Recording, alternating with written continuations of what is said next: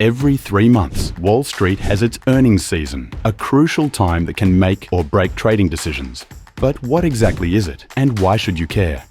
Corporate earnings reports serve as a report card for how well companies are performing. They are released 4 times a year, typically in January, April, July, and October. Think of earnings season as a health checkup for the market.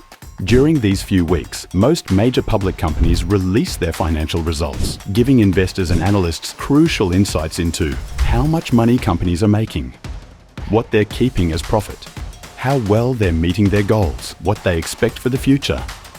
Earnings season is important because it provides transparency into company performance, helps traders manage risk and find trading opportunities, affects market sentiment and stock prices, offers insights into broader economic trends. Understanding earnings season is critical for any aspiring trader.